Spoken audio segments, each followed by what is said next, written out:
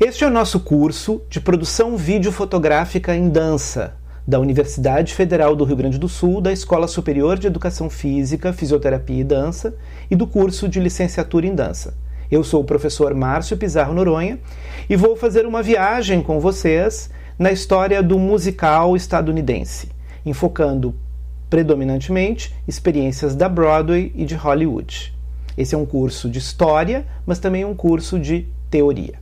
Bom, para iniciarmos nossos encontros, o primeiro aspecto que eu gostaria de ressaltar é a importância da definição nesse especial, particularmente na experiência dos Estados Unidos, do próprio conceito de comédia musical.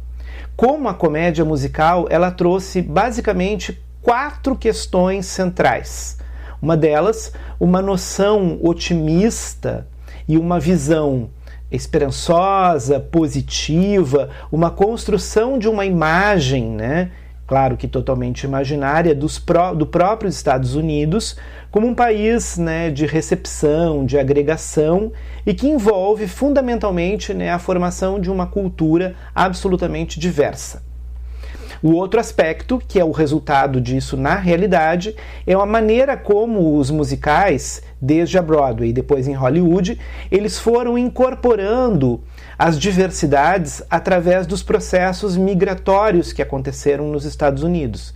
Então, desde sua origem, esses espetáculos na Broadway e depois os filmes, eles sempre incorporaram estereótipos, né, de uma forma crítica, às vezes paródica, às vezes até mais irônica, mas sempre incorporando a presença, né, das populações imigrantes que iam chegando à América do Norte, né? E o outro aspecto fundamental é a formação de uma cultura do entretenimento ligada ao negócio, ao mundo do negócio, ao que a gente conhece como showbiz ou show business. 5 momentos significativos e estruturais que nós chamamos na construção de aspectos estilísticos do gênero nos musicais e da construção narrativa, né? Nos Estados Unidos, os musicais eles se configuram desde os espetáculos de extravagância através das chamadas Follies, né, do Ziegfeld, né? Elas são muito famosas porque ali se definiram alguns dos elementos que vão prevalecer e permanecer, como a presença de uma maquinaria cênica muito complexa, né, no teatro e depois se transferida para o cinema, né, com todas as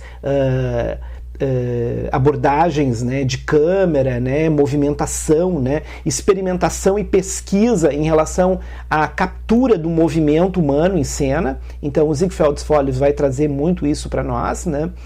E ele vai ser responsável também por pelo menos o primeiro momento, né, na produção do primeiro momento importante, né, das histórias dos musicais, né, da Broadway, que também chegará a Hollywood. O primeiro deles, né, significativamente em termos de mudança radical da narrativa, acontece com um espetáculo chamado Showboat, né? Seus criadores são Jerome Kern e Oscar Hammerstein II, né? E eles então fazem aqui uma incorporação, pela primeira vez, esses shows que eram basicamente entretenimentos, diversão, né? Cenas curtas, né? Shows semelhantes a espetáculos de variedades, teatro de revista, contando um pouco das novidades do cotidiano, né? Ou então criando cenas cômicas ao estilo de espetáculos circenses. Eles vão mudar isso e propor a adaptação de um texto literário, com uma história que discute um tema também já da incorporação dos processos migratórios e especialmente do racismo e da escravidão nos Estados Unidos. Então, o primeiro grande espetáculo, ele já traz essa temática. Isso vai ser muito importante no decorrer da nossa história, porque nós vamos observar como a Broadway, nessa sua perspectiva de busca da diversidade, ela sempre vai acentuar, né, especialmente na sua primeira fase, a discussão da questão racial, né, que vai gerar de Showboat até Porgy and Bess, de George e Ira Gershwin, um momento bastante significativo na reflexão sobre o tema do racismo e das relações interraciais nos Estados Unidos. O segundo momento significativo de uma revolução, de uma transformação na estrutura das histórias, está no espetáculo Oklahoma, Se em Showboat nós estávamos ali falando de uma América crítica, né, de uma visão de uma América crítica e tensionada por esses conflitos raciais, em Oklahoma a gente vê a história, né, que começa com George Cohan e chega em Oklahoma num espetáculo mais complexo e elaborado, né, uma estrutura narrativa muito complexa, contando uma história, e a música, então, interferindo cada vez mais na formação das canções de balada, nas canções que apresentam a subjetividade, a interioridade, né, e que vão caracterizando e definindo os personagens. Isso é um elemento que vem um pouco da opereta, mas que vai ficar mais explícito nesse tipo de espetáculo, né. Oklahoma também vai ser adaptado para o cinema alguns anos depois, né, então vai ser um espetáculo muito importante. O terceiro deles é fruto de uma dupla, ou vamos dizer assim, de um trio formado pelo compositor, né, sinfônico Leonard Bernstein, o escritor, né, de letras, né, e libretos, né, Stephen Sondheim, e o coreógrafo, diretor Jerome Robbins, que é bastante importante na história, especialmente quando a gente enfocar essa temática ligada à questão das coreografias. Ele se chama West Side Story e é uma adaptação, né, uma ideia do Sondheim de recriar, né, num contexto contemporâneo, a história de Romeu e Julieta do Shakespeare, né. O quarto momento é um trabalho do Sondheim com uma produção, né, do Hall, chama-se Company, e é o primeiro trabalho que faz uma revolução no sentido de uma desconstrução da narrativa. Então, Showboat, Oklahoma e West Side Story são musicais que vão incorporando elementos e tornando mais complexa a narrativa, mas todo no sentido da construção da narrativa, de agregar elementos e criar aquela ideia wagneriana da obra de arte total, né? Que cada vez mais a gente não sabe qual é o elemento principal para a contação da nossa história, né? Isso culmina com o trabalho do West Side Story, porque o Jerome Robbins ele vai mostrar o poder da dança no plano narrativo. Company, do Sondheim, ele começa um processo na direção do que a gente chama de espetáculo pós-moderno, da pós-modernidade, né? E ele vai trabalhar muito mais no sentido de uma abertura desconstrutiva, né? De pequenas peças dentro da peça, a criação de uma série de meta-comentários, né, dentro da linguagem. É nesse período também que a gente vai observar uma ascensão da ópera rock, né? E uma retomada, né, que está muito associada a princípios do próprio do pós-modernismo, né, que é uma espécie de espírito retrô nos musicais de jukebox, né, que vão recolhendo canções importantes, né, do cenário de canções populares, né, da música popular de massa, e vão utilizando elas, né, para construir cenas e contextos e épocas históricas, né. E o último deles é o trabalho do Lin-Manuel Miranda, Hamilton, né, que a partir de 2015 estabelece um novo marco na relação entre o texto e a música, né, trazendo os elementos do rap para dentro da construção dos musicais. Queria então lembrar também, nessa aula de abertura, algumas sequências de dança importantes e significativas e que foram reconhecidas como momentos decisivos tanto na estrutura dos musicais, na presença da dança nos seus aspectos narrativos, na contação da história, mas também como o caráter da performance da dança. Então eu quero começar falando do Gene Kelly, né? Gene Kelly, importante diretor, coreógrafo, dançarino, né? Em dois momentos importantes, em Um Americano em Paris e Cantando na Chuva. Dois momentos significativos na história do cinema de Hollywood e que nós observamos a presença do bailarino numa característica mais solística, né? Três coisas que a gente poderia dizer do Gene Kelly em relação a Fred Astaire, né?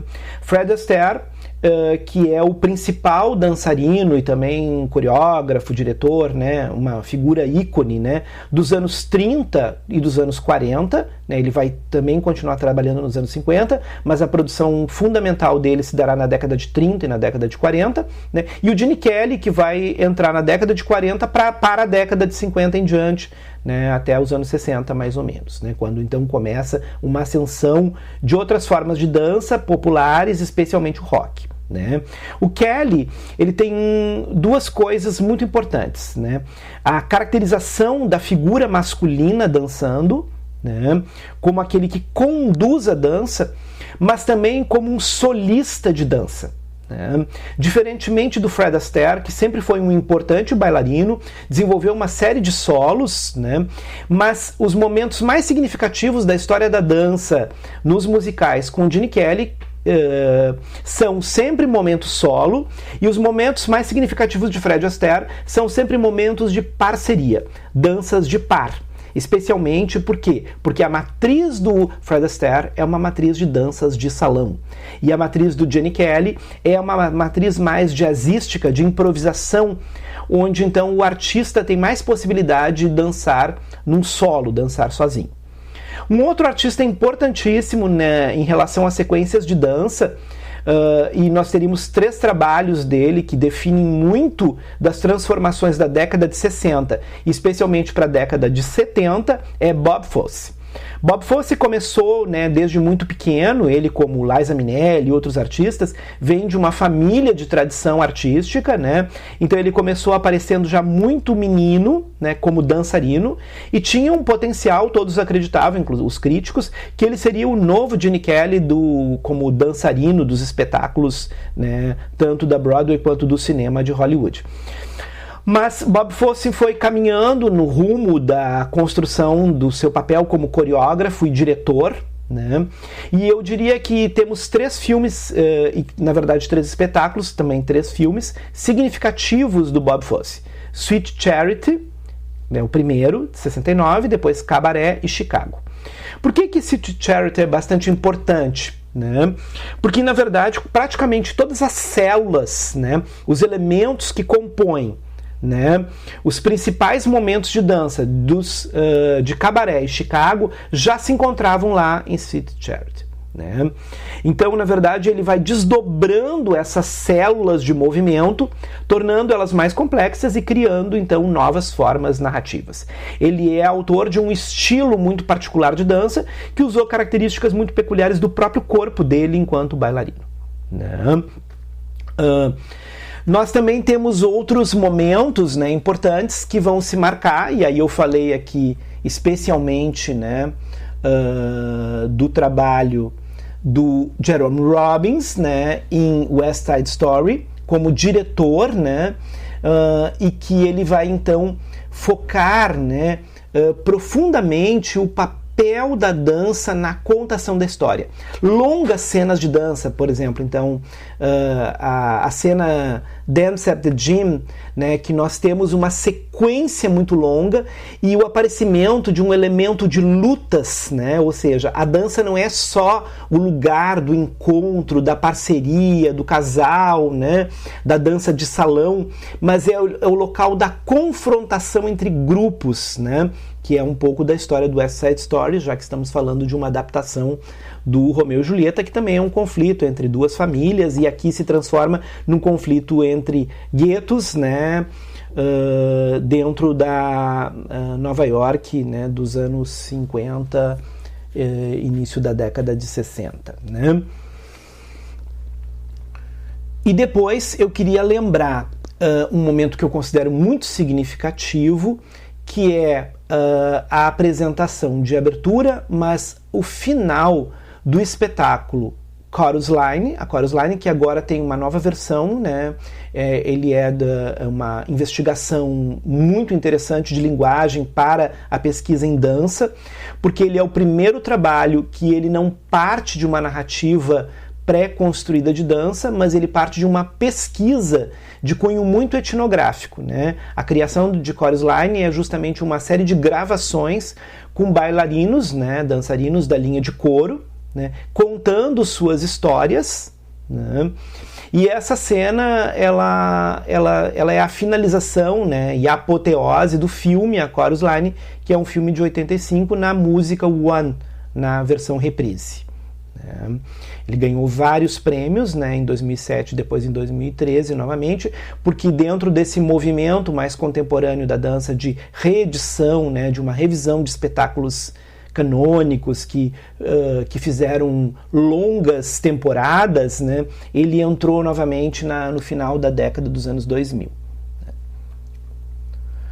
Bom, em termos de filmografia, talvez o número de dança mais importante da história seja Singin' in the Rain, né, de 52. Né? Esse é um número extremamente complexo, longo, e ele faz uma espécie de síntese, né, uma finalização tanto da história quanto do personagem, né? E então ali a dança ela é como se fosse realmente a apoteose da história do filme, né? Que é um filme que ele tem também alguns aspectos, né, de uma espécie de meta-comentário, uma meta-história, porque é uma história dentro de uma história. Eu diria que o que é feito, né, neste filme, ele só vai reaparecer de uma forma mais complexa no filme O Artista, né, que é bem posterior, né, mas agora focando muito mais na relação desejosa de retorno ao cinema mudo. Então, né, aqui a gente tem um conflito e o filme se torna mais uma comédia, né? Ele vai caminhando rumo a uma comédia musical, né?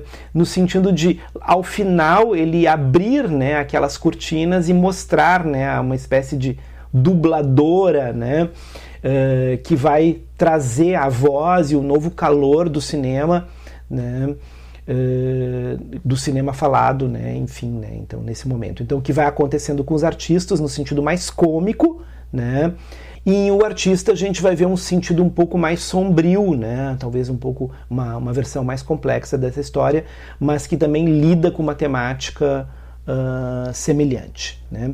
Nós também poderíamos pensar, né, em algumas outras cenas importantes, né, como por exemplo o momento, né, de Footloose, né, a dança final do filme, né, que é um filme de 84.